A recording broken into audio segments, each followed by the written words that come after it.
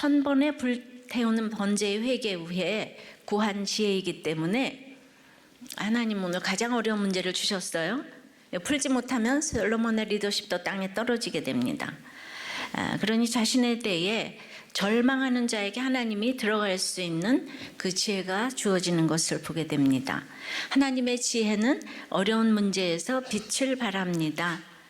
그러면 오늘 하나님의 지혜에 대해서 생각해 보겠어요. 첫째로 하나님의 지혜는 차별 없이 들어주는 데서 시작이 됩니다. 16절이에요. 그때의 창기 뒤여자가 왕에게 와서 그 앞에 서며, 자, 그때가 언제입니까?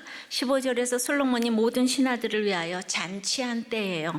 이웃을 위해, 교회를 위해, 나라를 위해 이 은사를 쓰겠다고 할 때입니다. 솔로몬이 듣는 마음을 달라고 했을 때 하나님은 구하지 아니한 부귀 영화도 주겠다고 하셨는데, 근데 곧장 그 앞에 창기 뒤여자가 와서 그 앞에 섭니다. 은사는 오랫동안 쓰지 않으면 하나님이 주신 것인지 분별이 안 됩니다. 그래서 솔로몬이 듣는 마음을 구하자마자 괴로운 일이 생겨서 은사를 사용해야 할 일이 생긴 것입니다. 사람으로서는 할 수도 없지만 하나님이 주신 것 알게 하시는 것이 하나님의 지혜를 알게 하는 것이에요.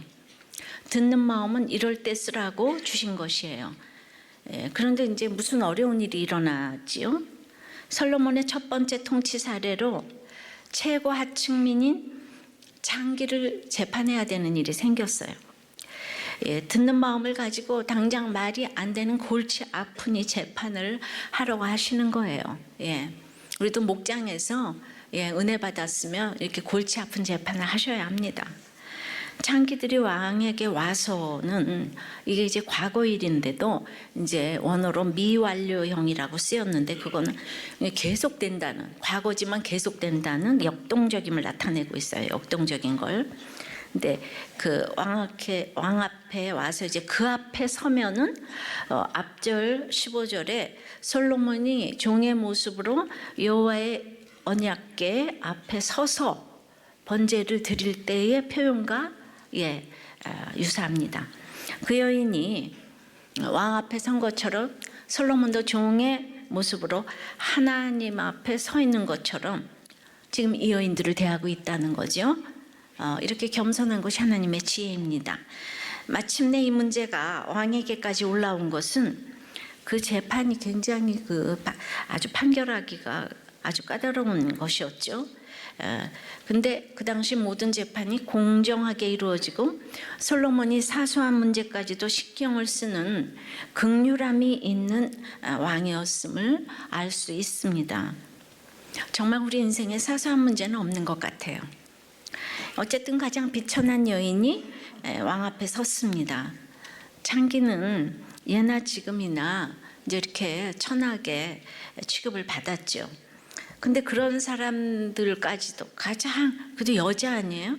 근데 왕 앞에 나와서 재판을 요구할 수 있을 정도로 솔로몬은 신분과 성과 부를 초월하여서 겸손하게 백성과 함께 아픔을 함께 하는 왕이었어요.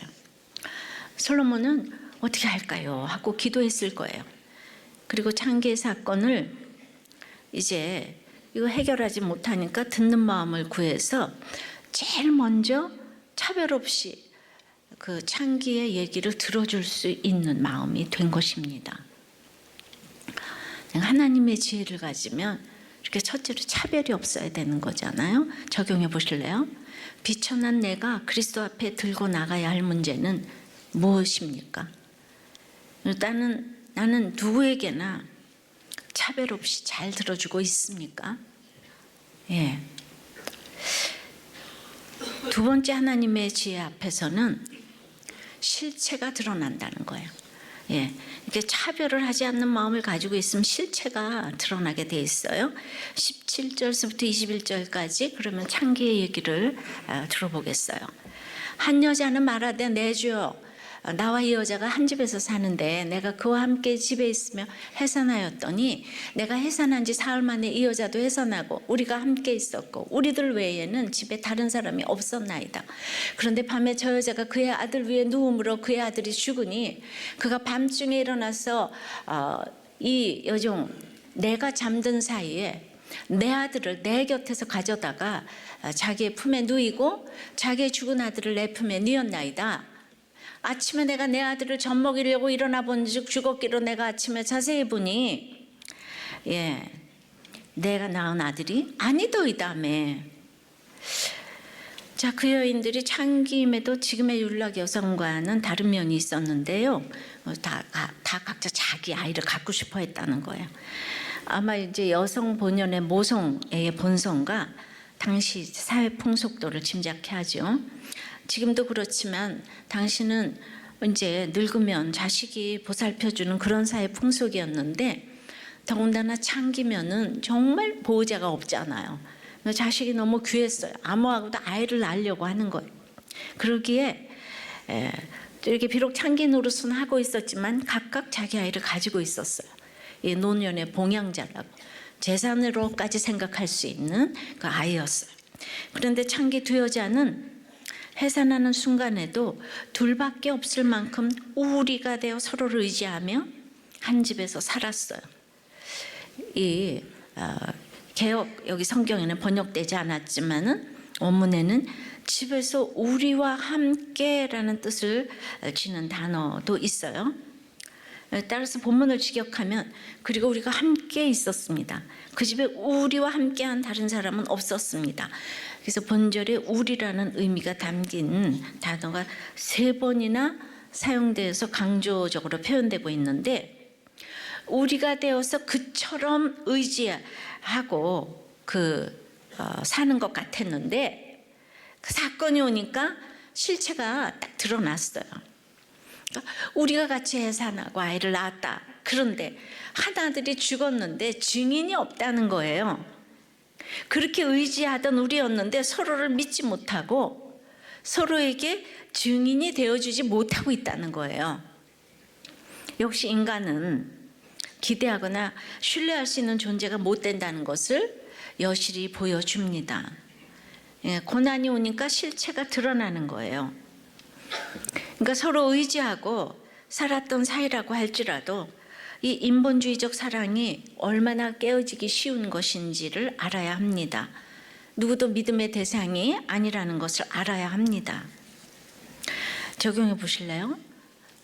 여러분의 공동체에서 이 하나님의 지혜로 실체가 드러난 사건이 있습니까? 무엇입니까? 힘든 일이 있을 때 서로 증인이 되어줄 수 있다고 생각하십니까? 내가 힘든 일이 있을 때 우리 목장은 나에게 증인이 되어줄 거야. 거기에 몇 프로 확신하십니까? 근데 여러분들에게 아무도 증인이 안 되어줄 수도 있어요. 그럼 우리도 꽤 사랑이 없다고 욕하실 거예요? 여러분 삶의 결론이에요? 한번 물어보세요. 예수 안에서는 이렇게 증인이 되어줄 수 있는데 그래도 한 사람은 꼭 있을 것 같아요. 왜냐하면 사랑 많은 그 누구 한 사람 있을 거거든요.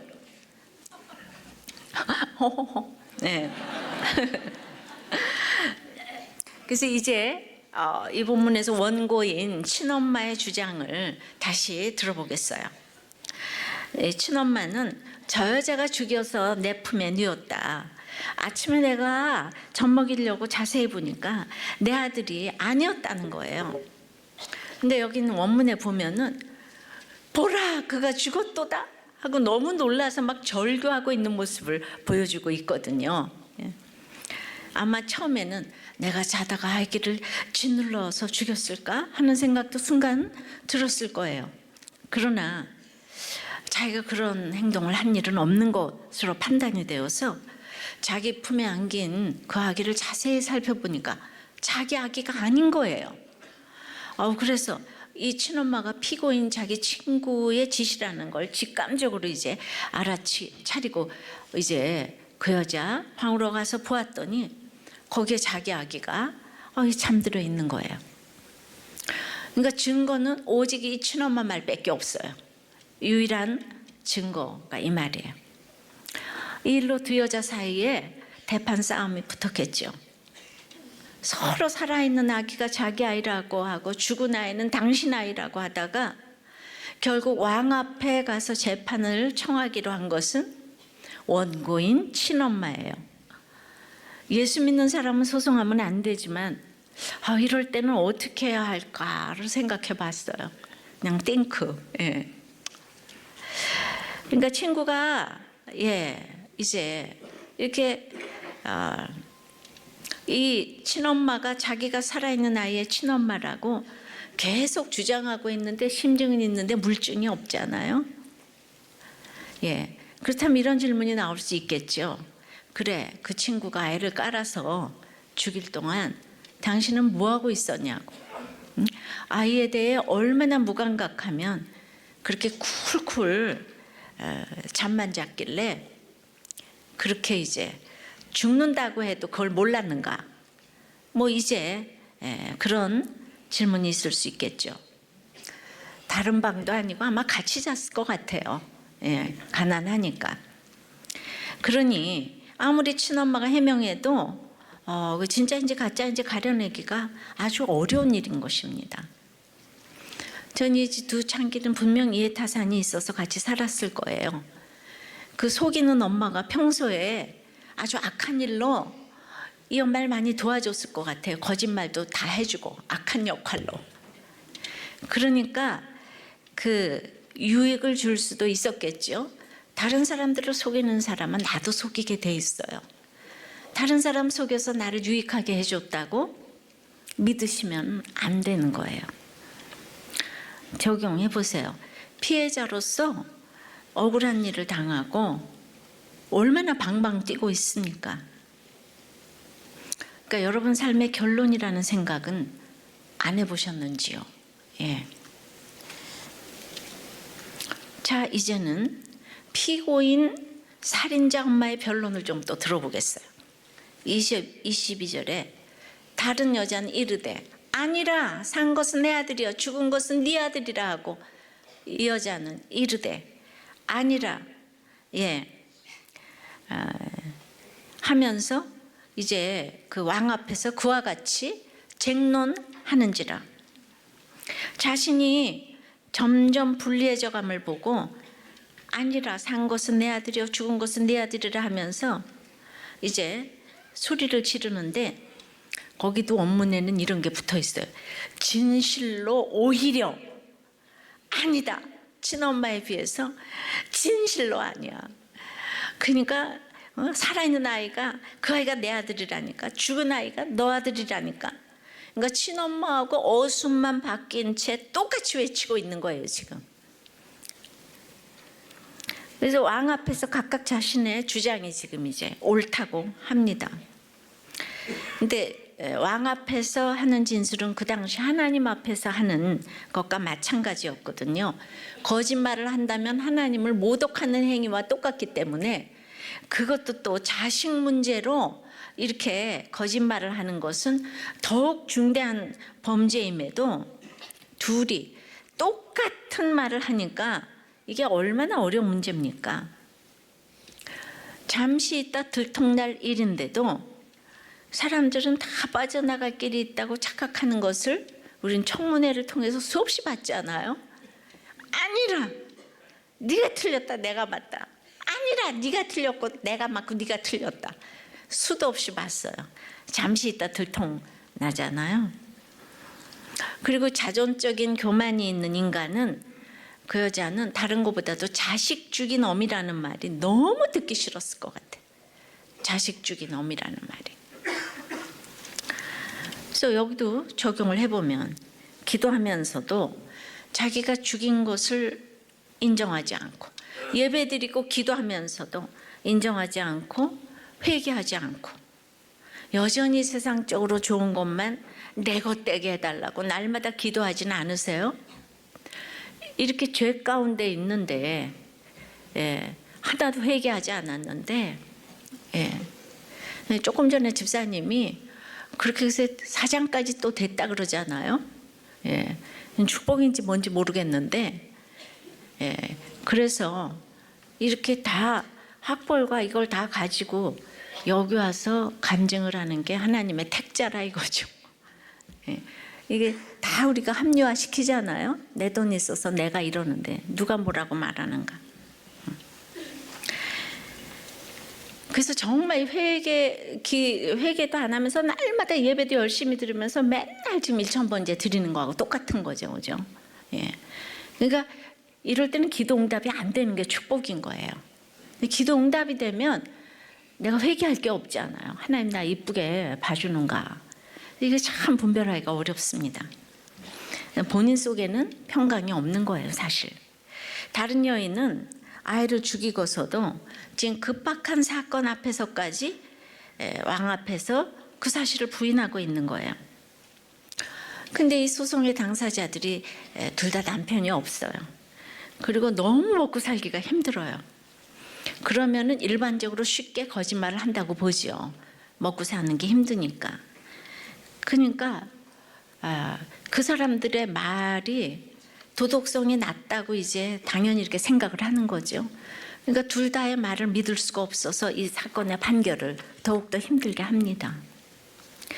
그래서 이 사건은 이전에 다른 재판관들에 의해서도 다루어진 적이 있지만은 객관적 증거가 없기 때문에 판결을 내릴 수 없어서 최고의 재판관인 솔로몬에게까지 왔어요. 즉 증인도 물증도 없고 지금 친자 확인 소송을 하는 거죠. 근데 지금은 유전자 검사가 있지만 당시로서는 속수무책인 사건이에요.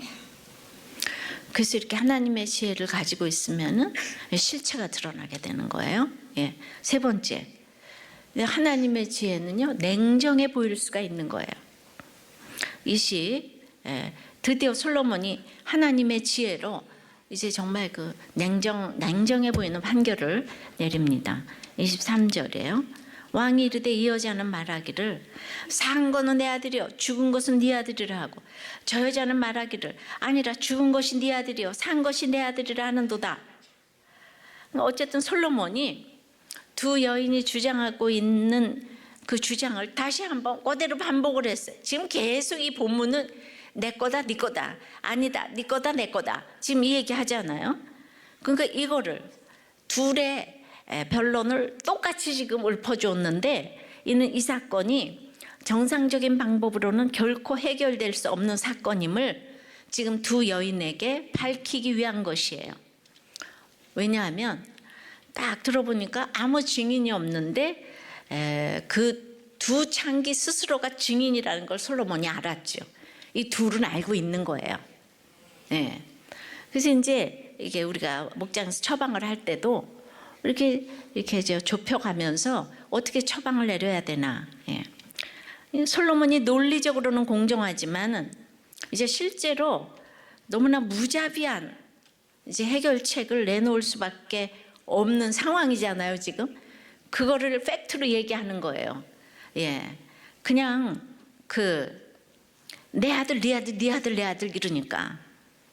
예. 이제 한 어미는 시기와 질투심으로 도둑질을 했을 것이고 한 어미는 어떤 경우라도 아들을 지금 살리고자 할 걸 알았어요. 이분이 솔로몬 왕께서.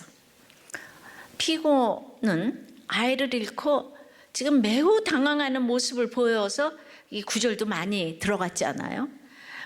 그냥 막 이랬다 저랬다 그냥 막 이러는 거예요. 예. 근데 원고 한 절만 딱 나갔잖아요. 침착한 모습을 보였어요.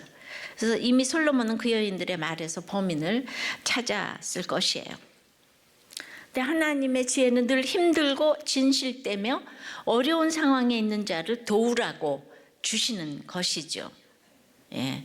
그래서 드디어 칼을 뺍니다. 24절에 또 이르되 칼을 내게로 가져오라 하니 칼을 왕 앞으로 가져온지라 왕이 이르되 사나이를 둘로 나누어 반은 이 여자에게 주고 반은 저 여자에게 주라.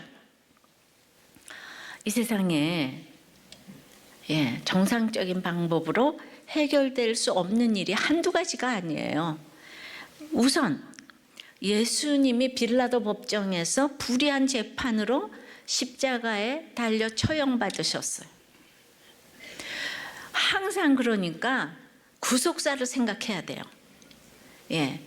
성경을 보면서 구속사로 생각하지 않으면 적용할 게 아무것도 없어요. 교훈, 도덕, 윤리 이거밖에 없는 거예요. 그러니까 구속사는 이타적인 거예요. 다른 사람의 구원을 위해서 내가 죽는 것을 의미해요. 친엄마처럼 자식을 살리기 위해 자신을 포기하는 사랑을 의미하죠. 그래서 솔로몬은 도무지 해결할 길 없는 이 문제에서 기도하고 그리고 이제 모성애로 풀어나갔어요. 인간의 본능을 꿰뚫었기에 살아있는 아이를 반토막 내라고 처방을 내렸어요. 냉정한 판결이지만 하나님께 듣는 마음을 구하니까 사람의 마음을 꿰뚫어보는 지혜를 주신 줄 믿습니다. 하나님을 알면 인간이 보여요. 칼로 아이를 베라는 것은 정말 솔로몬이 아이를 죽이라고 한 것은 아니죠. 근데 칼은 이제 베드로가 칼로 이제 이렇게 말고의 귀를 뱄잖아요. 예수님은 돌아가시면서 말고의 귀까지 붙여주고 가서 아주 바쁘세요. 본인도 지금 십자가에 달려 돌아가셔야 되는데 제자들이 일을 치러가지고. 그래서 칼이라고 나올 때, 우리가 검이라고 나올 때가 좀 다른데, 칼은 즉 검이잖아요. 근데 결국 말씀의 검으로 해결하라는 거예요. 그러니까 말씀에 따라 십자가로 구원을 위해 내가 죽어야 한다는 것입니다.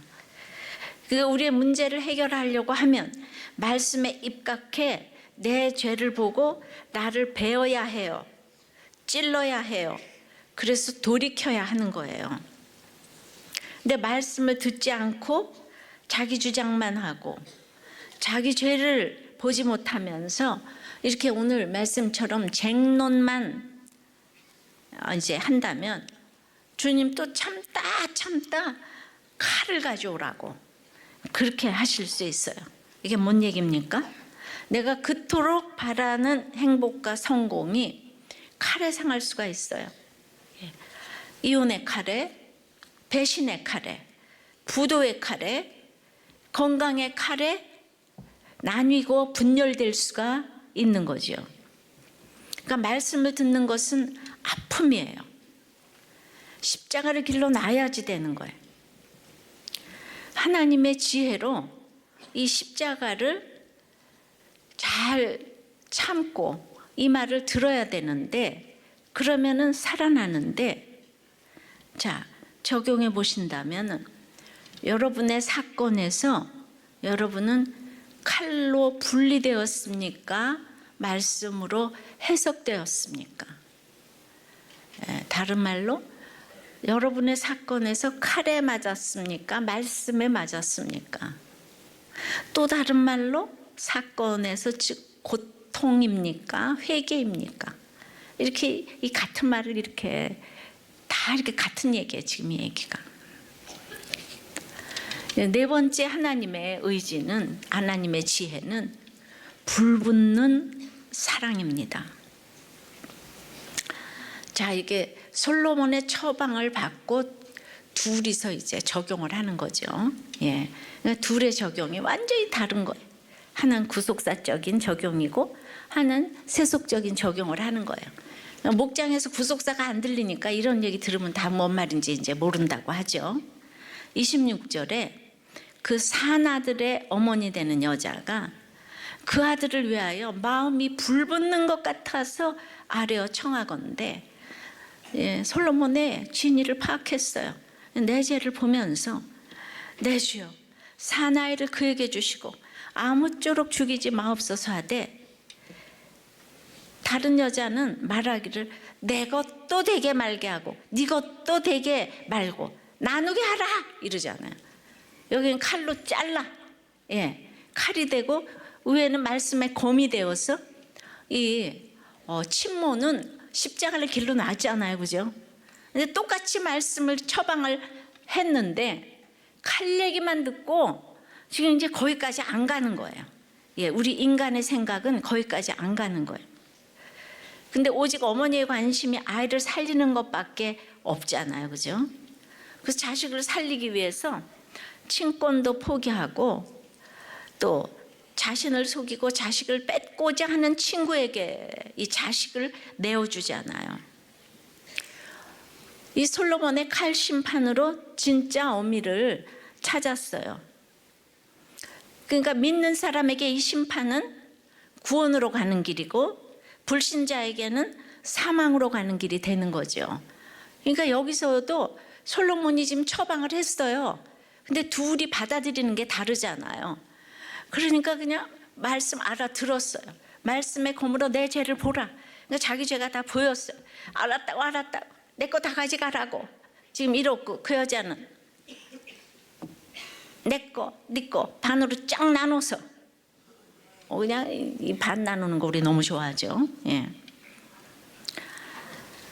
다른 여인의 이 비인간적인 대답은 여인이 처음에 보였던 집착이 그 진정한 아이에 대한 사랑이 아닌 단순한 질투와 소유욕으로부터 발생된 것임을 너무나 잘 보여주죠.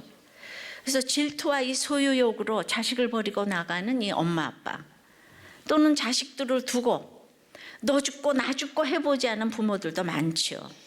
이거는요 아이 반토막 내라는 여인과 다를 바가 하나도 없어요.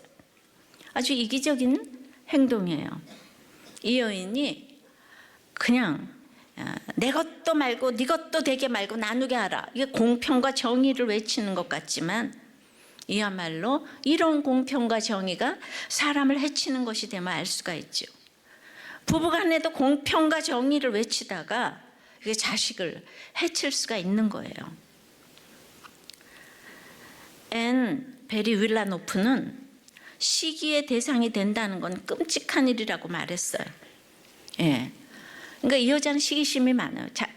그 친구의 아들을 지금 가져오잖아요. 질투하고 가져오고 없는 거에 대해서 인정하지 않고. 그런데 시기하는 사람만 나쁜 것이 아니라고 하네요. 우리는 보통 시기하는 사람이 나쁘다고 하는데 시기하는 사람과 시기 받는 사람의 양쪽 경험은 의외로 많은 부분에서 유사하다고 해요. 둘 다 자신이 무가치하며 존중받지 못한다고 느끼고 자신을 단순한 객체로 전락시켜서 착해봤자 뭐해 라고 생각하면서 이 긍정적인 가치를 깎아내린다는 거죠. 그러니까 시기 받는 사람은 자신을 시기하는 사람을 미워하면서 강렬한 죄책감을 느낀다는 거예요. 예, 이 너무 맞는 얘기 같다는 생각이에요. 그러니까 시기 받는 사람과 시기하는 사람 모두 해결책이 자기 자신에게 있지 않고 다 상대방에게 있다고 생각하는 거예요. 시기를 받든지 하든지 이 모든 책임은 상대방에게 있다. 이제 이러면은 이게 이제 자포자기하게 되는 거죠. 누구도 이제 회개를 안 하니까. 그러니까 결국 다 양쪽 고통을 이제 느끼게 되는 거예요. 이해되십니까? 진짜 맞는 얘기 같아요. 살인뿐만 아니라 내 자식을 인정하지 못하고 남의 자식의 준수함과 용모와 머리 좋은가 공부 잘함만 좋아하고 날마다 비교하는 거, 이것도 마찬가지죠.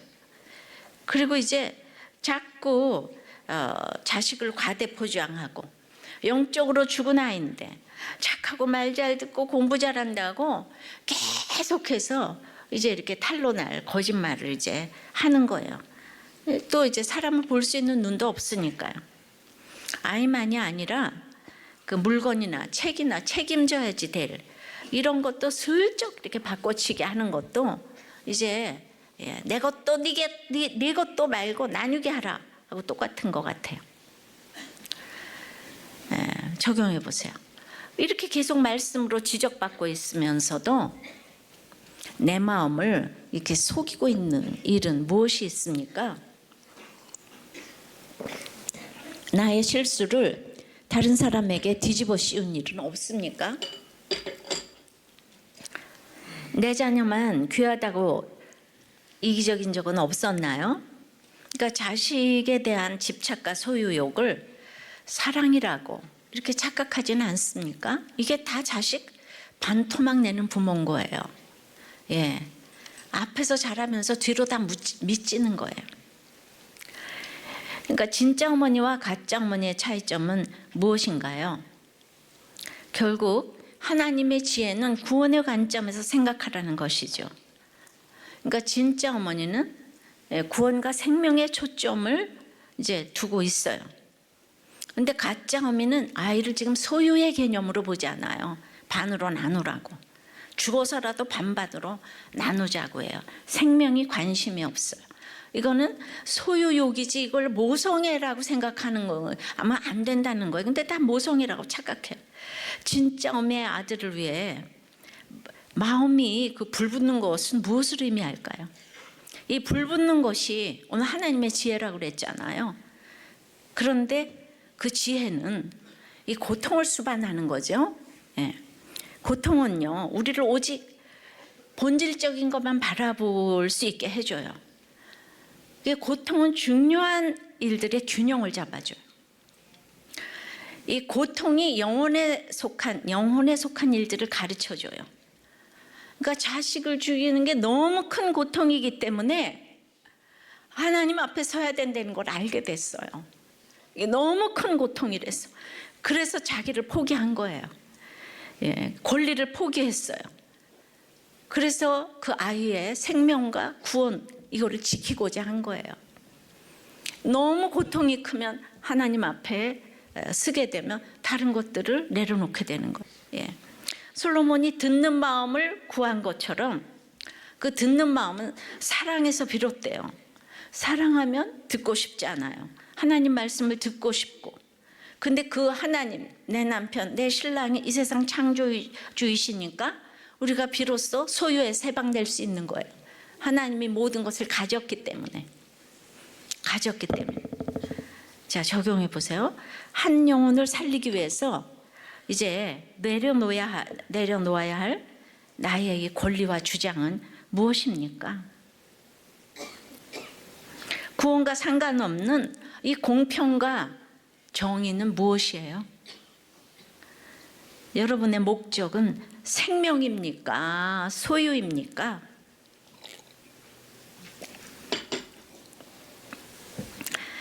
그래서 이제 이 하나님의 지혜는 이렇게 냉정하기도 하고 동시에 불붙는 사랑이기도 해요.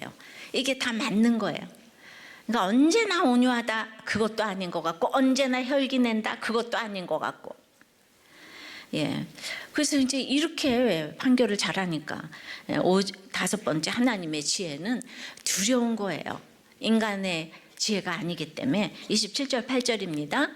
왕이 대답하여 이르되 사나이를 저 여자에게 주고 결코 죽이지 말라. 저가 그의 어머니이니라.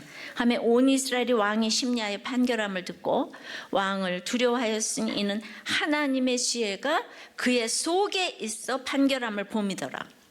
솔로몬이 잘난 게 아니고 하나님의 지혜가 솔로몬 속에 있어. 고린도전서 1장 21절은 하나님의 지혜에 있어서는 이 세상이 자기 지혜로 하나님을 알지 못하므로 하나님께서 전도에 미련한 것으로 믿는 자들을 구원하시기를 기뻐하셨도다.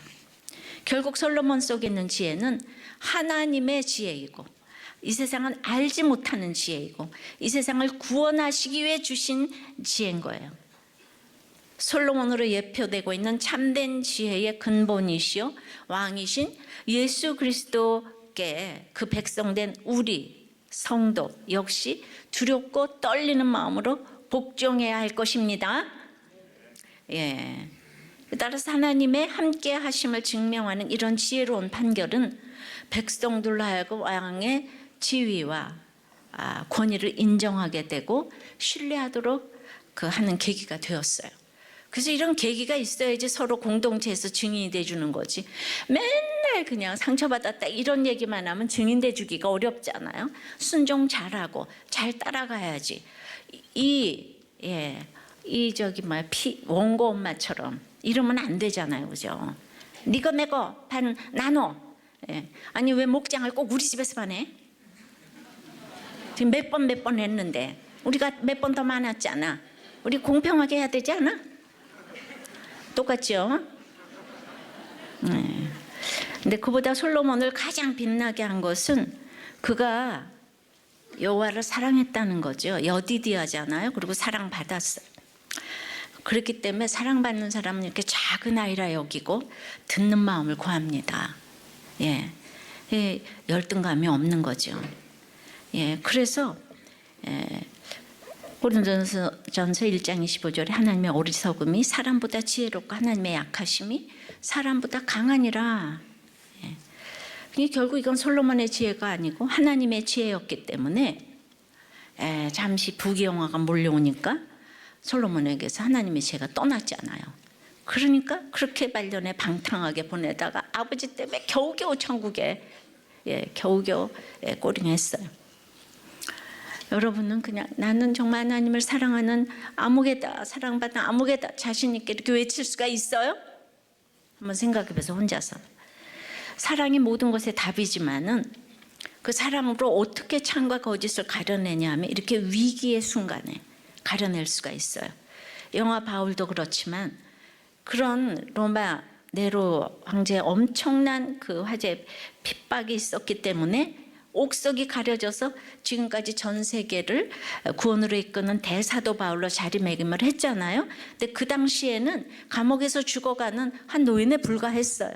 그러나 끝까지 불붙는 마음으로 사랑으로 대항하지 않았기 때문에 오늘날의 기독교가 있는 줄을 믿습니다.